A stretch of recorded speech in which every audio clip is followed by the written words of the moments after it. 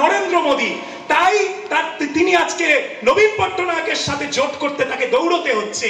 তাকে দক্ষিণ ভারতে রাম মন্দির উদ্বোধনের আগে 11 দিন দক্ষিণ ভারতে পড়ে থাকতে হচ্ছে যে তিনি ভগবান শ্রীরামের মতো ওই দাক্ষিণাত্য থেকে রাম মন্দির আসবেন, এরকমটা তার ভাব। নিজেকে তিনি ভগবান শ্রীরামের মতো মনে করছেন। ভারতবর্ষের ধর্মপ্রাণ মানুষ এর জবাব দেবে। একটা না তৈরি হওয়া মন্দির, প্রায় 2 বছরের কাজ বাকি আছে যে মন্দিরে, সেই মন্দির তৈরি করার তো কোনো তাড়া ছিল না। সুপ্রিম কোর্ট তো বলেই দিয়েছিল, ওই যা ঠিক বলুক ভুল বলুক, আপনি পছন্দ করুন না পছন্দ করুন, সুপ্রিম কোর্টের সেই রায়। সুপ্রিম কোর্ট তো বলে দিয়েছে যে ওই জায়গায় মন্দির তৈরি করো। তাহলে সেই মন্দির 2 বছর বাদেও তৈরি হতে পারতো, 1 বছর বাদেও কমপ্লিট হতে পারতো।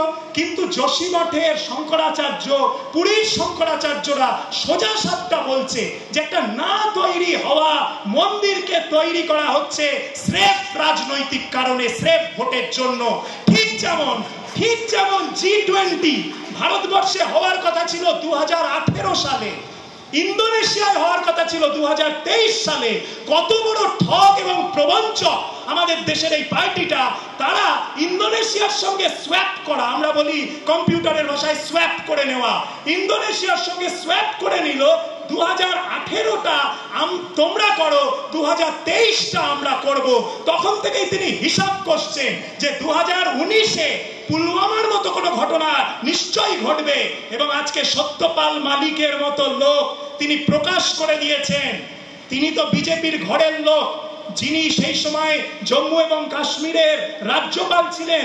আজকে সেই সত্যপাল মালিক প্রকাশ করে দিয়েছে যে যেভাবে সেনা এক জায়গা থেকে আরেক জায়গায় যাওয়ার খবর স্বরাষ্ট্র মন্ত্রক থেকে বাইরে বেরিয়েছে, এর গভীর তদন্ত হওয়া দরকার। এবং নরেন্দ্র মোদী বুঝতে পেরে তাকে বলেছে চুপ রাহো। এই কথাটাও সত্যপাল মালিককে কিন্তু অ্যারেস্ট করতে পারেনি, বলেনি মিথ্যে কথা বলছো। তাকে নানাভাবে ইডি সিবিআই দিয়ে হ্যারাস করছে, যেমন সকলকে করছে, সমস্ত রাজনৈতিক দলকে করছে, সত্যপাল মালিককেও করছে, কিন্তু কিছু করতে পারেনি। তাহলে সত্যপাল মালিক কত ভয়ঙ্কর একটা ইঙ্গিত দিল যে ক্ষমতার জন্য এরা শুধু G20 বৈঠক সোয়াপ করে না, এরা দরকার হলে ভারতবর্ষের হিন্দু সেনার প্রাণ পর্যন্ত নিতে পারে। এই হচ্ছে এদের হিন্দুত্ববাদ, এই হচ্ছে নরেন্দ্র মোদীরা হিন্দু। এই জায়গা থেকে আজকে বিশেষ করে আমরা যারা অনেকেই হিন্দু ধর্মাবলম্বী মানুষ, আমাদেরকে কিন্তু সব থেকে বেশি করে বোঝার আছে যে যে পার্টিটা আজকে দেশের ক্ষমতায় এসেছে, এই পার্টি ধর্মের নামে যা করছে তা আদৌ কোনো ধার্মিকের কাজ নয়, এক ভয়ঙ্কর অধার্মিকের কাজ। যদি আমরা মহাভারত পড়ে থাকি, যদি আমরা রামায়ণ পড়ে বুঝে থাকি, তাহলে নরেন্দ্র মোদী অমিত শাহ যা করছে তার থেকে বড় অধর্ম আর কিছু হয় না। একটা মাত্র অর্ধ সত্য বলার জন্য যুধিষ্ঠিরকে একবার হলেও নরক দর্শন করতে হয়েছিল। আর অমিত শাহ নরেন্দ্র মোদীরা হাসতে হাসতে মিথ্যে কথা বলে যাচ্ছে আর নিজেদেরকে ধার্মিক প্রমাণ করার চেষ্টা করছে।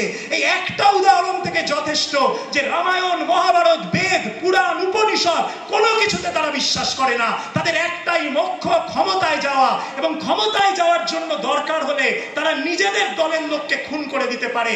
দীনদয়াল উপাধ্যায়ের নাম নিয়ে আজকে মোগল সরাই পরিবর্তন হচ্ছে, কিন্তু যে রহস্যময় ভাবে 60-এর দশকে দীনদয়াল উপাধ্যায় আরএসএস এর মারা গেছিলেন, আজও তার কিনারা হয়নি। এবং অনেকেই বলেন দলের ভেতরের লোকেরা তাকে মেরে দিয়েছে। হারিন পান্ডা গুজরাটে নরেন্দ্র মোদীর সব থেকে বড় প্রতিদ্বন্দ্বী ছিল, তাকে রাতারাতি বোর্ডিং ওয়াকের সময় শেষ করে দেওয়া হলো।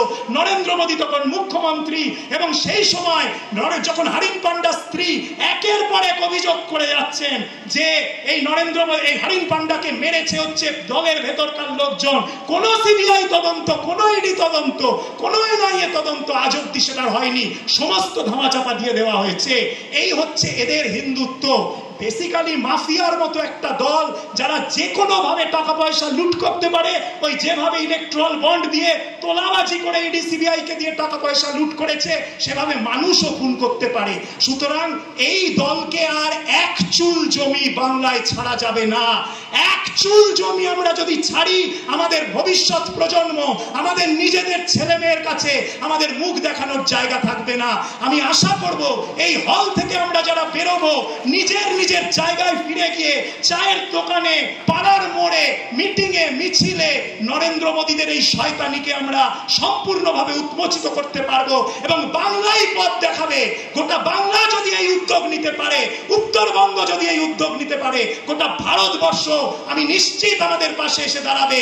200 কেন 150 আসন পেতে মোদির কাল ঘাম ছুটে যাবে। এই পরিস্থিতি তৈরি করুন। এই কথা বলে আমি আমার বক্তব্য শেষ করছি। ইনকলাব জিন্দাবাদ। ধন্যবাদ অধ্যাপক।